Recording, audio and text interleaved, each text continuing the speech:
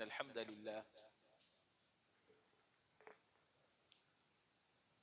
لله نحمده ونستعينه ونستغفره ونؤمن به ونتوكل عليه ونعوذ بالله من شرور أنفسنا ومن سيئات أعمالنا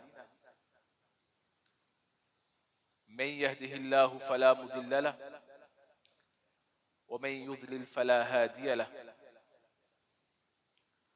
وأشهد أن لا إله إلا الله وحده لا شريك له وأشهد أن محمدا عبده ورسوله اللهم صل وسلم وبارك على نبينا ومولانا محمد وعلى آله وأصحابه أجمعين.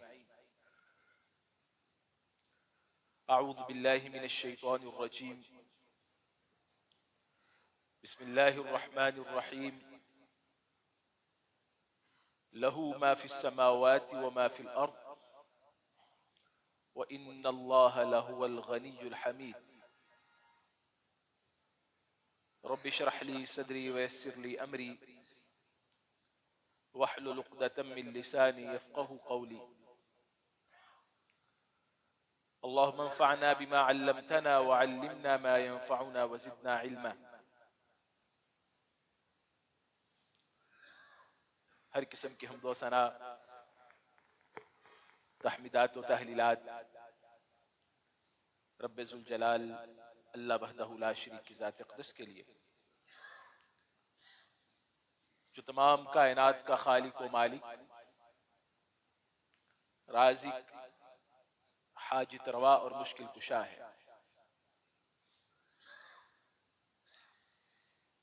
ان گنت لاتعداد درود و سلام سرور کونین، نبی الثقلین، فخر الرسل، پیغمبر کل، امام الانبیاء، سرتاج الانبیاء، جناب محمد مصطفیٰ صلی اللہ علیہ وآلہ وسلم، رحمت، رفعت اور مغفرت کی دعا اہل بیت، صحابہ کرام اور اللہ کے تمام نیک بندوں کے لیے۔ مختصر حمد و صلوات کے بعد انتہائی قابل احترام بزرگوں، نوجوان بھائیوں اور میری معزز ماؤں بہنوں، اللہ کی توفیق سے آج کے خطبہ جمعہ میں اللہ کے پیارے نام الحمید کے حوالے سے کتاب و سنت کی روشنی میں کچھ گزارشات آپ کے سامنے رکھنے کا ارادہ ہے۔ اللہ تعالیٰ سے دعا ہے کہ اللہ تعالیٰ مجھے صحیح بات کہنے اور ہم سب کو صحیح بات میں عمل کرنے کی توفیق عطا فرمائے۔ یاد رکھیں، اللہ تعالیٰ کی پہچان یہ اصل دین ہے، اور اللہ تعالیٰ نے اپنی پہچان کے لیے، اپنی معرفت کے لیے جو راستہ ہمیں دکھلایا ہے وہ اس کے پیارے نام ہیں، اس کے اسماء و صفات ہیں۔ جب ہم اس کے ناموں کو سمجھیں گے،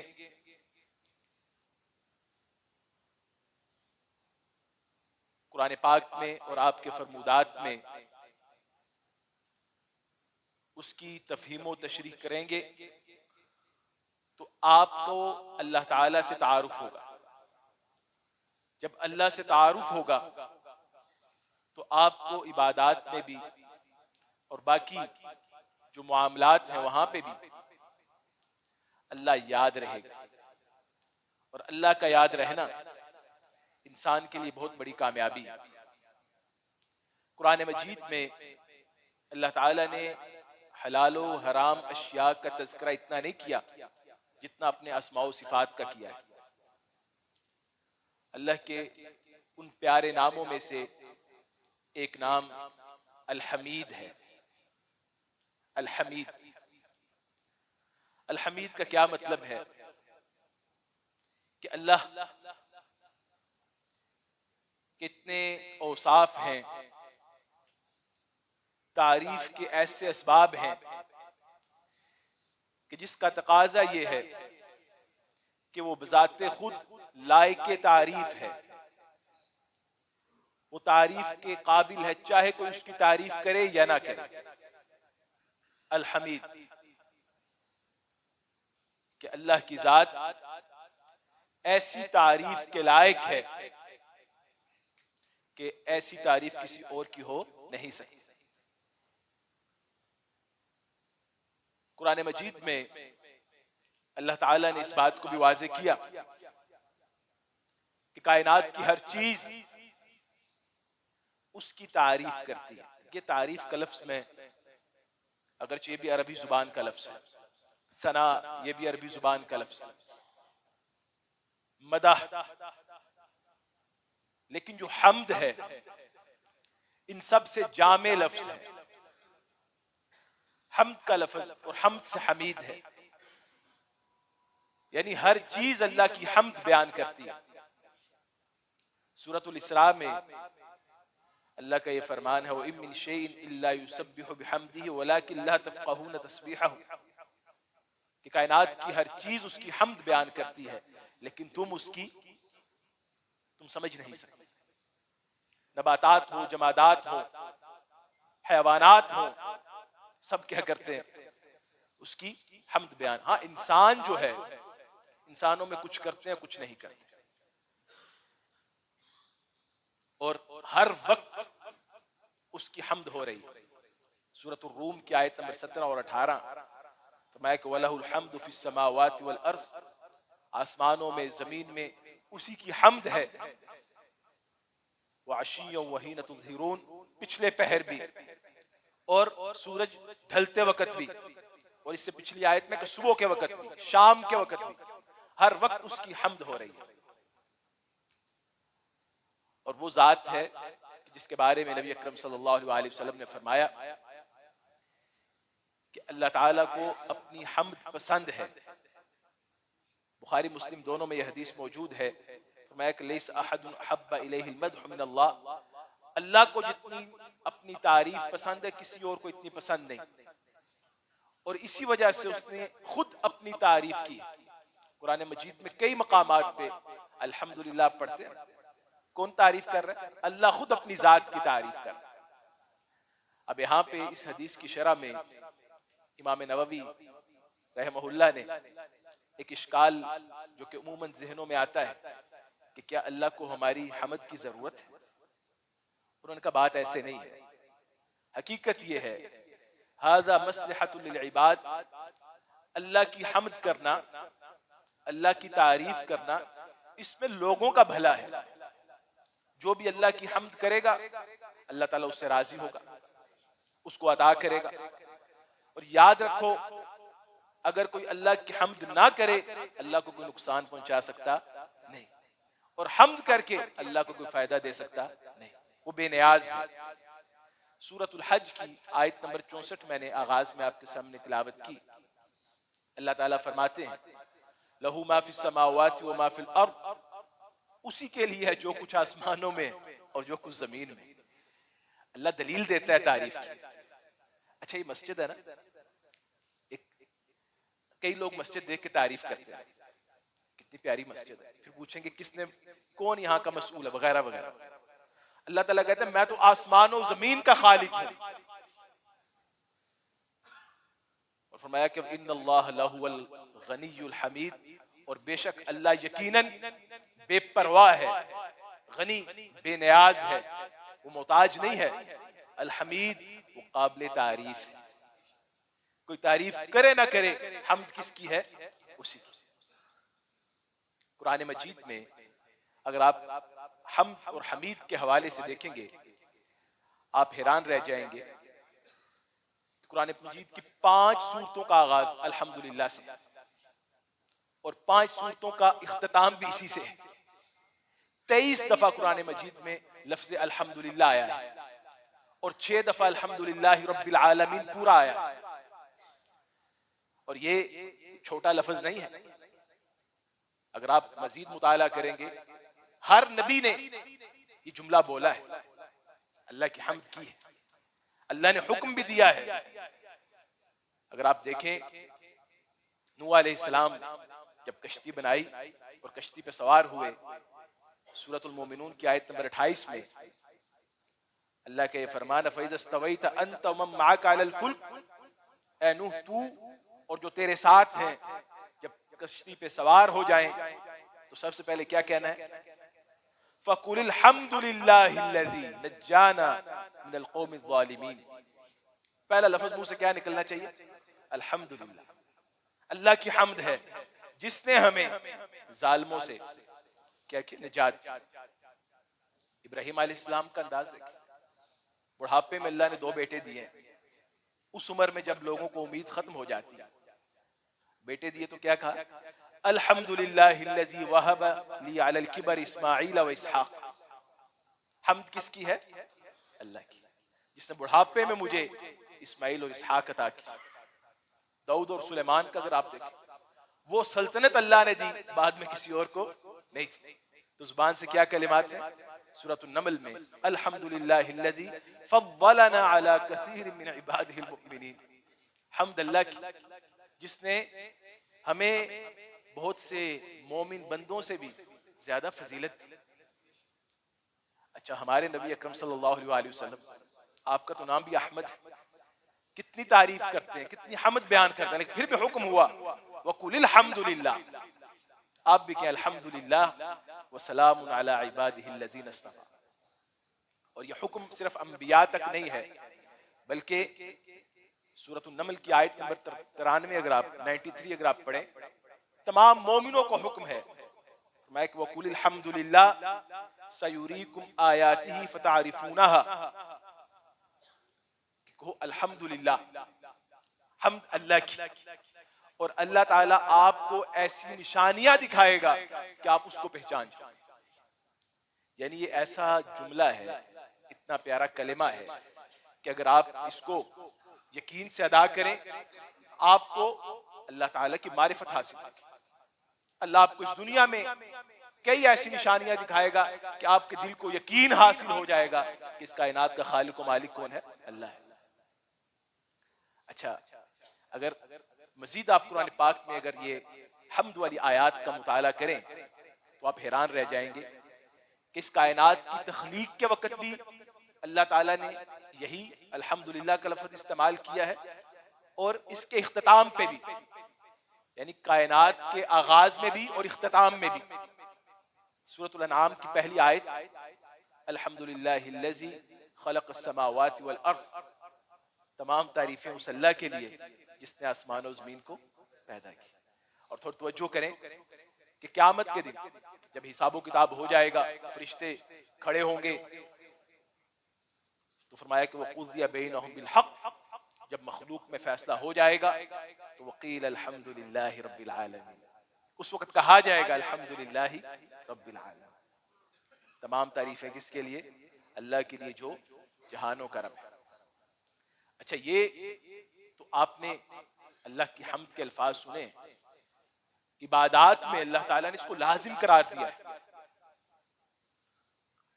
آج کی گفتگو کا نچوڑ یہ ہے ایک جملے میں کہ قرآن مجید میں تو کئی آیات ہیں حمد کی، اور کئی عبادات، ابھی میں آپ کو اختصاراً کچھ کا ذکر کروں گا، اس میں حمد لازمی ہے.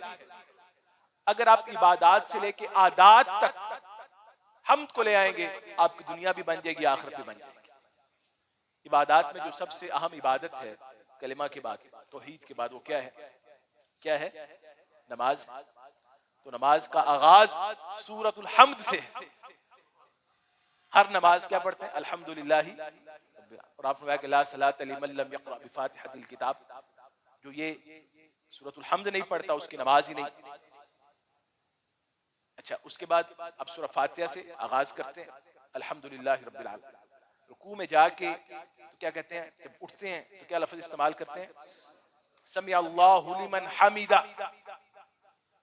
اللہ نے اس کی دعا سن لی، اس کی پکار سن لی جس نے اس کی حمد بیان کی. یہاں پہ ایک چھوٹا سا نکتہ یہ بھی ہے، اگر آپ غور کریں، اللہ نے اس کی پکار سن لی جس نے اس کی کیا کی؟ حمد بیان. یعنی آپ اگر اپنی دعاؤں کو قبول کروانا چاہتے ہیں تو اس کا ایک ذریعہ یہ بھی ہے کہ آپ کیا کریں؟ حمد بیان کریں. اور اس کی تائید جامع ترمذی کی اس حدیث سے بھی ہوتی ہے. نبی اکرم صلی اللہ علیہ وآلہ وسلم نے فرمایا اذا صلی احدکم فلیبدأ بتحمید اللہ والثناء علیہ، تم میں سے جب کوئی دعا کرنا چاہے تو سب سے پہلے اللہ کی حمد بیان کرے. دعا اپنے لیے کرنی ہے لیکن پہلے کیا کرنا ہے؟ اللہ کی حمد بیان کرے. اچھا، ایک اسی ضمن میں بخاری شریف کی ایک حدیث میں آپ کے سامنے رکھتا ہوں کہ سمی اللہ لمن حمیدہ، اس کے بعد یعنی رکوع سے اٹھنے کے بعد نبی اکرم صلی اللہ علیہ وآلہ وسلم نے یہ کلمات سنے. ایک صحابی نے کہا ربنا ولک الحمد حمدا کثیرا طیبا مبارکا فیہ، اے اللہ تیرے ہی حمد ہے، حمد کے لائق تو ہی ہے، حمدا کثیرا بہت زیادہ حمد، پاک مبارکا فیہ. تو آپ نے فرمایا کہ رأیت بضعۃ وثلاثین ملکا، کہ میں نے 30 سے زیادہ فرشتوں کو دیکھا ہے. ایک دوسری حدیث میں وضاحت یہ ہے کہ آپ نے پوچھا کس نے کہے ہیں، تو صحابہ تھوڑے ڈر گئے شاید غلطی ہو گئی. پھر آپ نے پوچھا کس نے کلمات کہے ہیں، ایک صحابی نے کہا جی اللہ کے رسول میں نے کہا. آپ نے فرمایا کہ میں نے 30 سے زیادہ فرشتوں کو دیکھا ہے، یبتدرونہا ایہم یکتبوہا اول، سب کوشش کر رہے تھے کہ پہلے ہم یہ کلمات لکھ کے اللہ کو دکھائیں.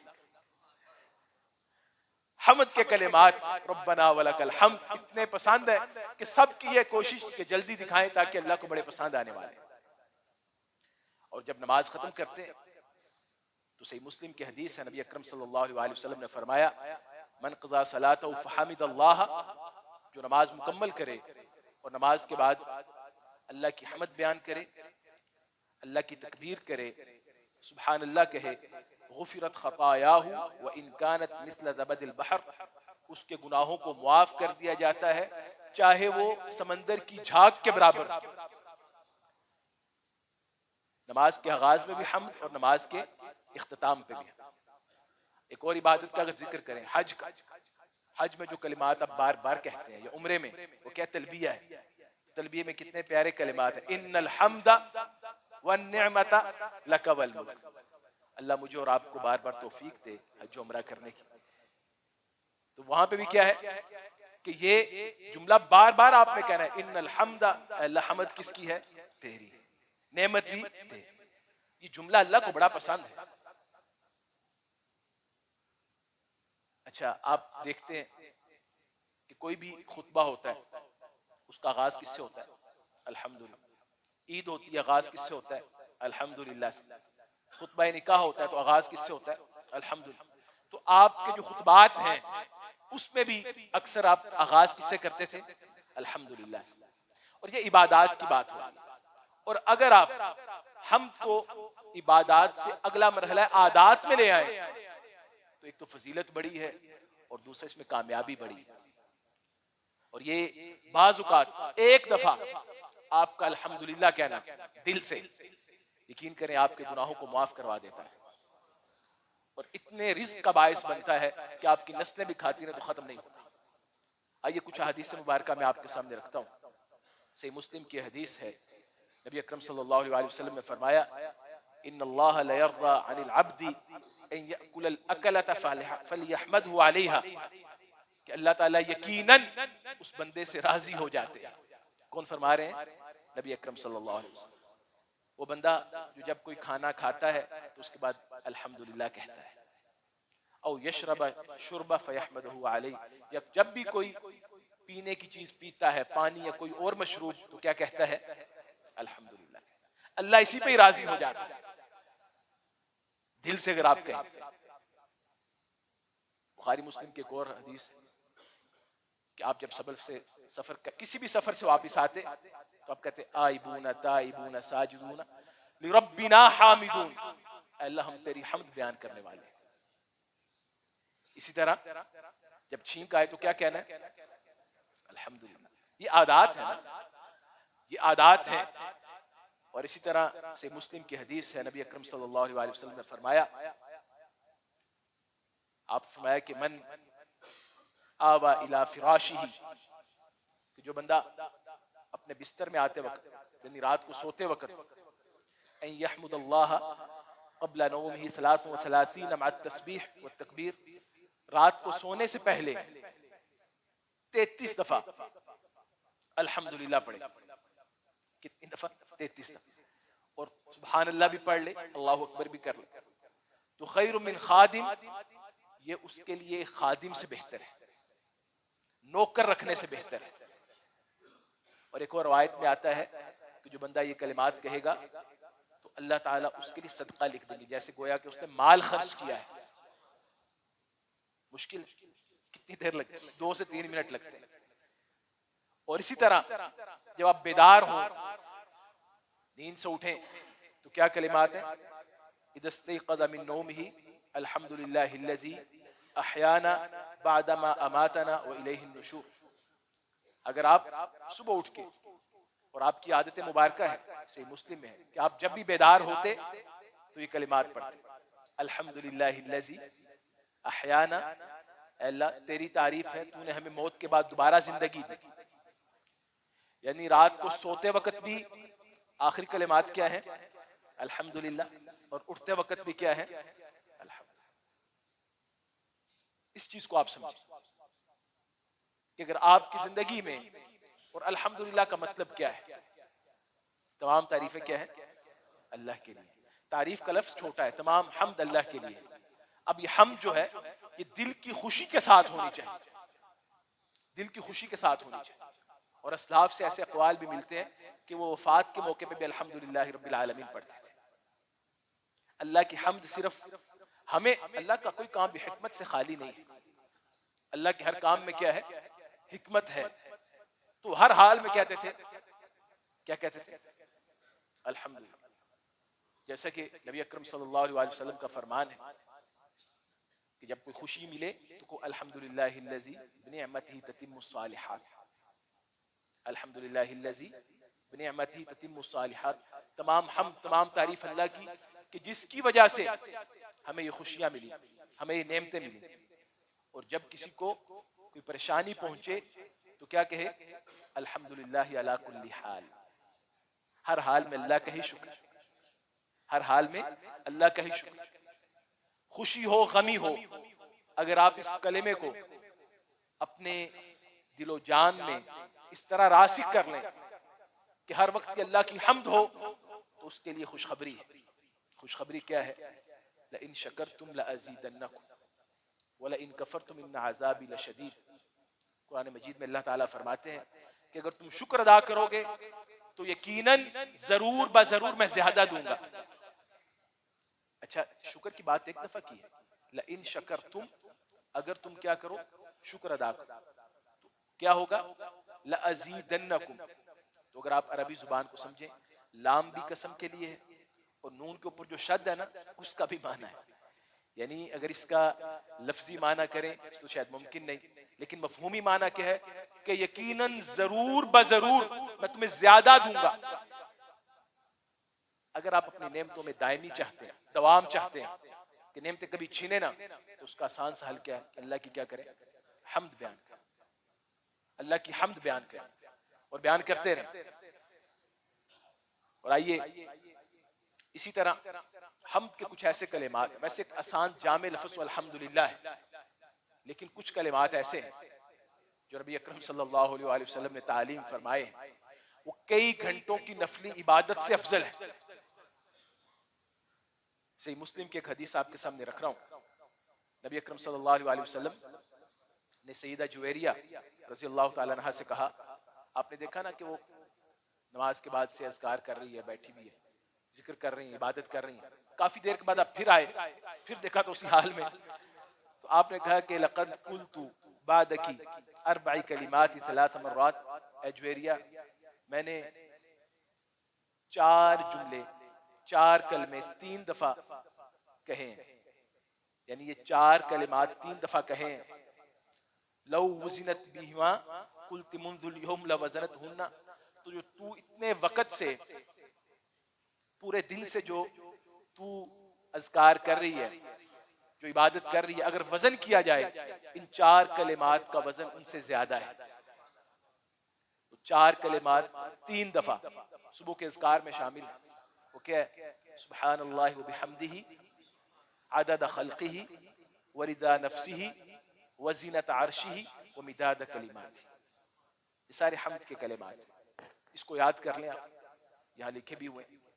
صبح آپ کیا کر لیں، 3 دفعہ اس کو پڑھ لیں، تو یہ آپ کو لمبے چوڑے اذکار سے کیا کر دے گا، اجر و ثواب میں آگے بڑھا دے گا. اور اللہ تعالیٰ کا یہ نظام ہے کہ اللہ تعالیٰ حمد کا حکم دیتے ہیں اور حمد کو اتنا پسند کرتے ہیں کہ خوشی ہو غمی ہو ہر موقع پہ اس کو اپنی تعریف سننا کیا ہے، پسند ہے. جب نبی اکرم صلی اللہ علیہ وآلہ وسلم نے آغاز میں تکلیفات برداشت کی، مشرکین مکہ کے وہ ظلم و ستم برداشت کیے، اس وقت بھی حکم ہوا کہ آپ حمد بیان کریں. اور جب فتح مکہ ہو گیا، اللہ نے مسلمانوں کو اتنی بڑی فتح دے دی کہ سینکڑوں نہیں ہزاروں لوگ دائرہ اسلام میں داخل ہو گئے. اس وقت بھی اللہ نے حکم دیا سورہ نصر میں، فسبح بحمد ربک واستغفر، فسبح بحمد ربک واستغفر، کہ آپ اپنے رب کی حمد بیان کریں، اس کی تسبیح بیان کریں. اور پھر آپ نے جو حمد بیان کی، ایسا کوئی حمد بیان کر سکیا کہ نہیں؟ اور پھر آپ کو اس حمد کی وجہ سے اللہ نے وہ مقام دیا ہے، کسی اور کو اس کی مخلوق میں وہ مقام مل نہیں سکا. مقام پتہ ہے کیا ہے؟ وہ مقام محمود ہے. وہ مقام محمود ہے کہ جس کے بارے میں آپ نے امید ظاہر کی ہے اور ہمیں یقین ہے. اور ہم دعا بھی پڑھتے ہیں نا اذان کے بعد، وَبَعْثُ مُقَامًا مَحْمُودًا الَّذِي وَعَدتَّ. اور وہ اتنا بڑا مقام ہے، اتنا بڑا مقام ہے کہ اس کا اندازہ اس حدیث سے مبارکہ سے لگایا جا سکتا ہے جو مسند احمد میں ہے کہ نبی اکرم صلی اللہ علیہ وسلم نے فرمایا، وَبِيَدِي لِوَاءُ الْحَمْدِ وَلَا فَخْرٍ، کہ میرے ہاتھ میں قیامت کے دن لواء الحمد ہوگا، حمد کا جھنڈا ہوگا، ولا فخر، مجھے کوئی فخر نہیں، کوئی دنیاوی فخر مجھے نہیں ہے. اور وہ کیا ہوگا؟ فرمایا کہ آدم فمن دونہ تحت لوائی، آدم علیہ السلام اور ان سے لے کے آخر تک تمام مخلوق، تمام انبیاء، نوح علیہ السلام، ابراہیم علیہ السلام، موسیٰ علیہ السلام، عیسیٰ علیہ السلام اس جھنڈے کے نیچے ہوں گے. وہ جھنڈا کیا ہے؟ لواء الحمد ہے، جو اللہ تعالیٰ نے اپنے محبوب احمد، جو اللہ کی سب سے زیادہ حمد بیان کرنے والے، ان کو عطا کرنا ہے. تو آپ سے بھی گزارش ہے کہ آپ اللہ کے محبوب بننا چاہیں تو اللہ کی حمد کریں، دل کے ساتھ کریں. اور حمد کا مطلب یہ ہے کہ آپ اللہ سے راضی رہیں.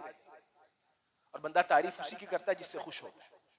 سچی تعریف دل سے اسی کی ہوتی ہے جس سے خوش ہوتا ہے. اللہ کی حمد بیان کریں، اللہ آپ کی دنیا بھی بہتر کر دے گا اور آخرت بھی بہتر کر دے گا. اقول قولی ھذا واستغفر اللہ لی ولکم ولسائر المؤمنین.